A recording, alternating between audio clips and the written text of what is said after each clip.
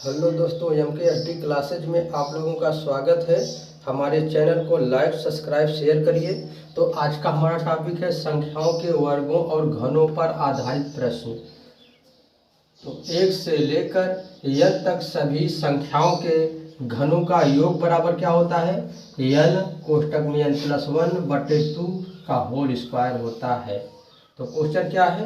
1 का cube plus 2 का cube plus 3 का cube plus dash dash plus 9 का क्यूब प्लस 10 के क्यूब के बराबर है। अर्थात 1 से लेकर के 10 तक की संख्याओं के घनों का योग बताना है।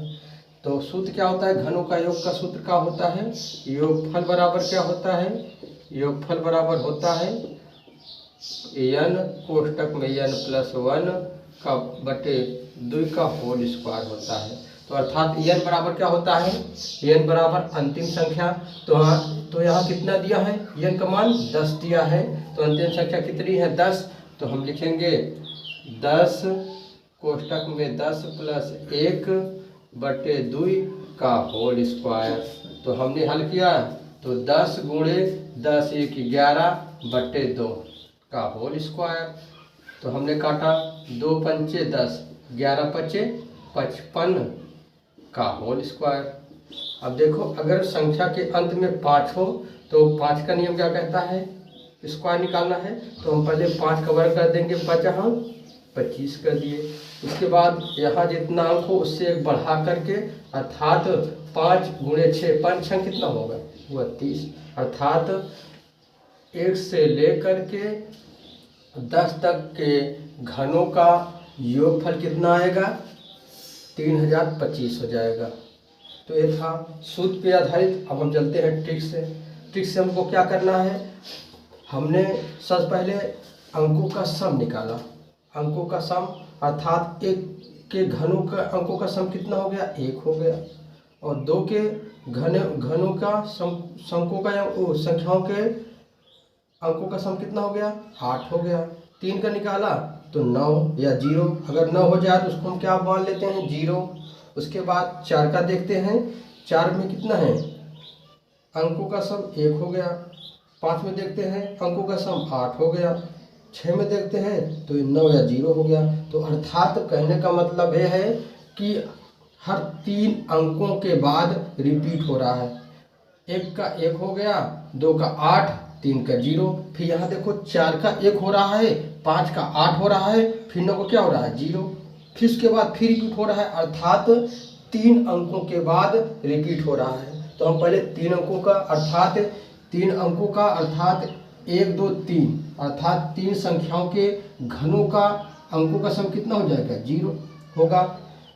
तो हम देखते हैं यहाँ संख्याएं कितनी हैं? 10। तो अर्थात 3 संख्याओं के बाद क्या हो रहा है? रिपीट हो रहा है। संख्याओं के घनों का सम 3 अंकों के बाद क्या हो रहा है? रिपीट हो रहा है। तो हम क्या करेंगे? अर्थात 3 संख्याओं के घनों का अंकों का सम 0 है। तो यहाँ कितना दिया है? 10। तो हम क्या करेंगे? 3 का 0 हो रहा है तो 10 तक हम जाएंगे। तो अब देखो 3 में हम क्या करें? 3 से गुणा कर देंगे। 3 संख्याएं कितना हो रहा है? 3 संख्याओं के घनों का सम कितना हो रहा है? 0। तो यहाँ 10 दिया है तो हम 3 में अब क्या करें कि 10 के करीब हो जाए। 3 त्रिक का 9 हो गया। अर्थात 9 संख्याओं के घनों का योग कितना हो जाएगा? यहाँ हमने 3 से गुणा कर दिया, 3 0 हो गया। उसके बाद अब एक और चलना है, अर्थात फिर रिपीट हो रहा तो क्या आ जाएगा? 1 हो जाएगा। 1 के घनों का अंकों का सम कितना है? 1। तो 1 हम जोड़ेंगे तो यहाँ कितना हो जाएगा? 10 संख्याएं हो जाएंगी। 9 संख्याएं हैं, एक संख्या हमने जोड़ा तो कितना हो गया? 10 संख्याएं।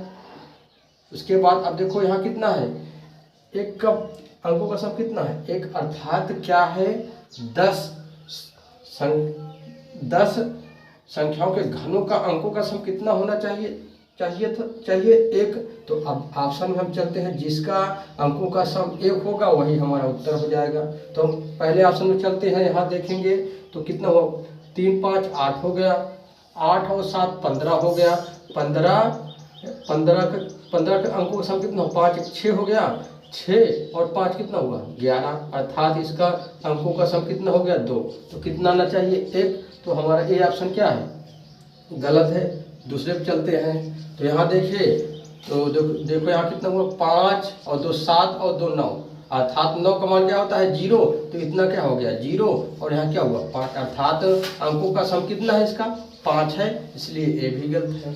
अगला चलते हैं, यहाँ देखते हैं कितना हुआ 5 5 10 7 17, 17 हो गया, 17 का अंकों का सम किया कितना हुआ 7 1 8 हो गया, और कितना आना चाहिए 1 आना चाहिए, ये भी हमारा उत्तर गलत हो गया।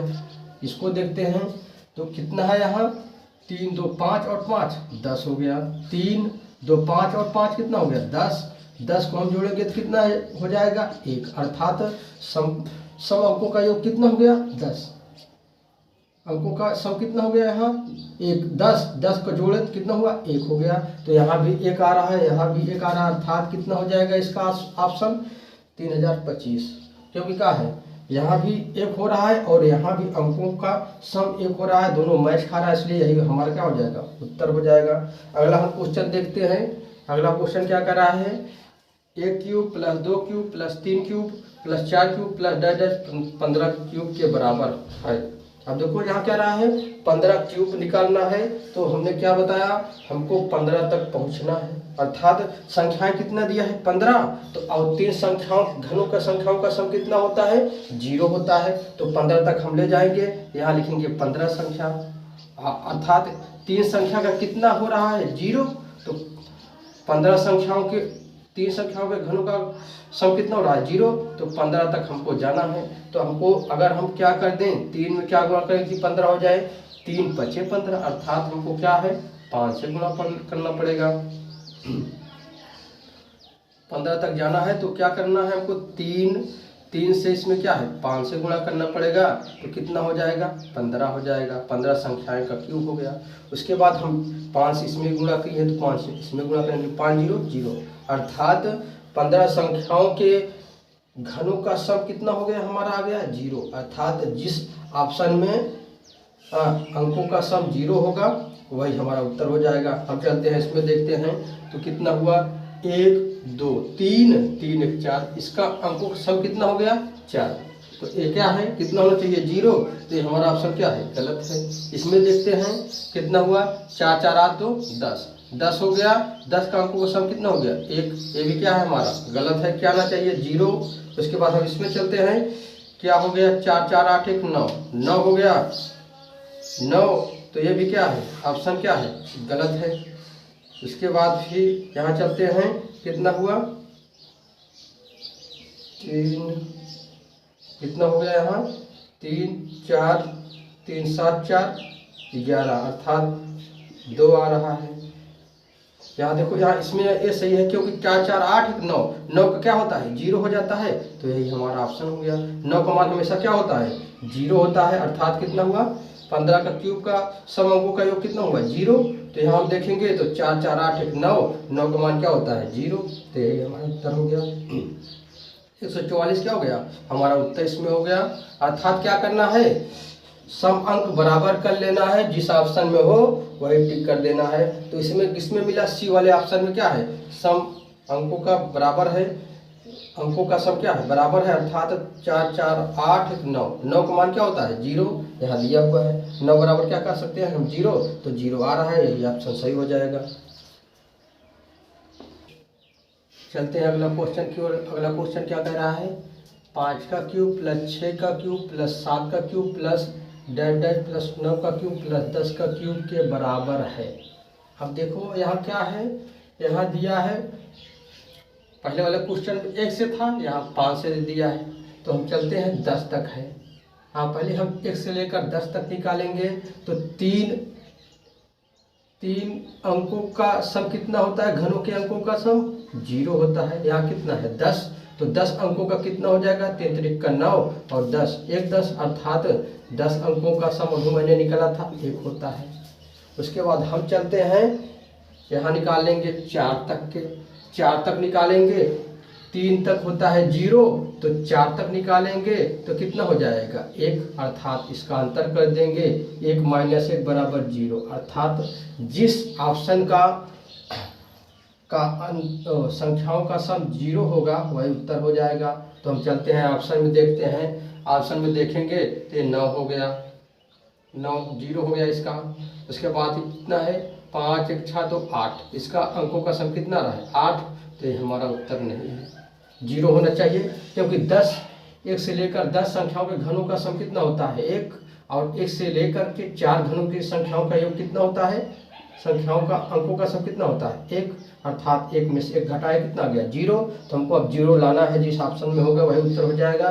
तो हम यहाँ देखते हैं 5 4 9, 5 4 9 0 हो गया, ये 2 2 4, अर्थात इसका अंकों का सम कितना है 4, ये भी नहीं होगा। यहाँ देखते हैं यहाँ कितना हुआ 0 होना चाहिए, तो देखो यहाँ कितना है 9 9 हो गया, 0 हो गया, ये 2 2 4 और 5 9, अर्थात 9 9 0 0 हो गया, ये हमारा उत्तर हो गया। 9 का मान क्या होता है 0, तो 1 9 हो गया, इसका मान 0 हो गया, और 2 2 4 और 5 9, अर्थात इसका भी मान 0 हो गया, अर्थात ये हमारा उत्तर है। इसको चेक करेंगे तो यहाँ कितना है 9 का 0 हो गया, 4 2 6 5 11, अर्थात 11, 1 + 1 बराबर कितना हो गया 2। तो हमारा ऑप्शन कौन है 3 है, 3 है, जिसमें सी है, जिसमें क्या है अंकों का सम क्या है 0, और यहाँ क्या है 10 तक निकाले तो 1 हो गया, 4 तक 1, 1 में से गया 0, अर्थात इसका भी अंकों का सम कितना है 0, इसका भी है, तो ये उत्तर हो गया।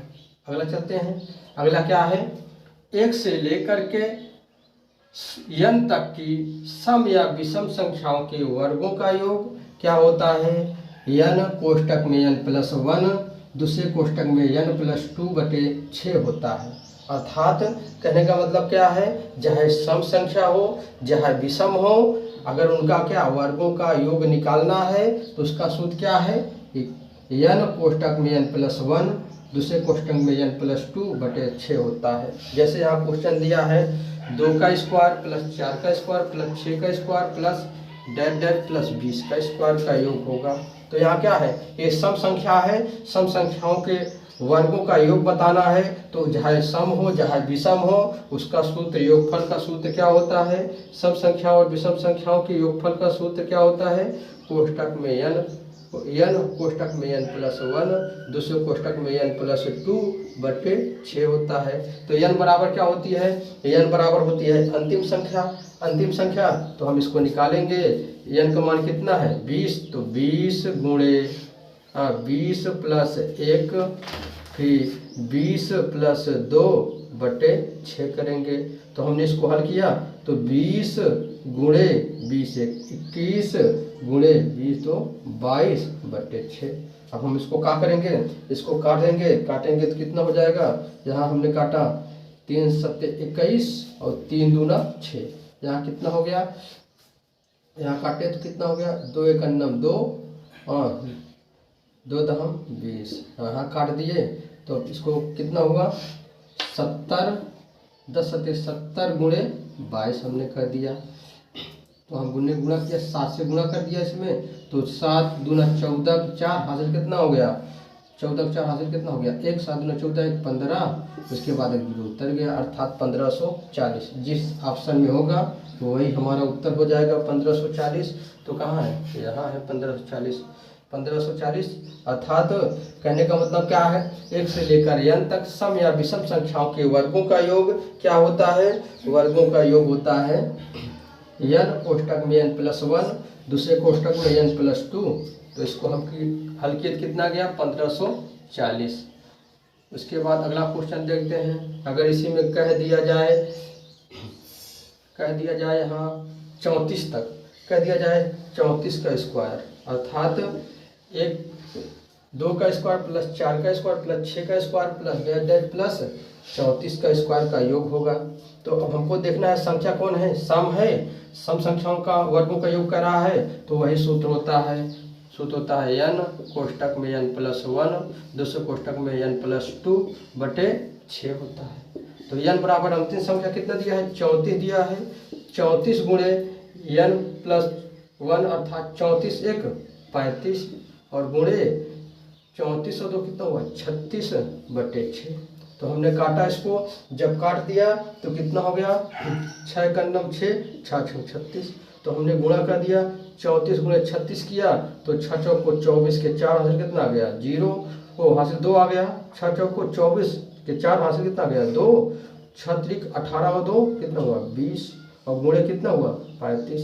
तो हमने इसका गुणा कर दिया 35 गुणा किया तो कितना हो गया हमारा 7140, 7140। इसका हमने जब गुणा किया तो कितना हो गया 7140 हो गया।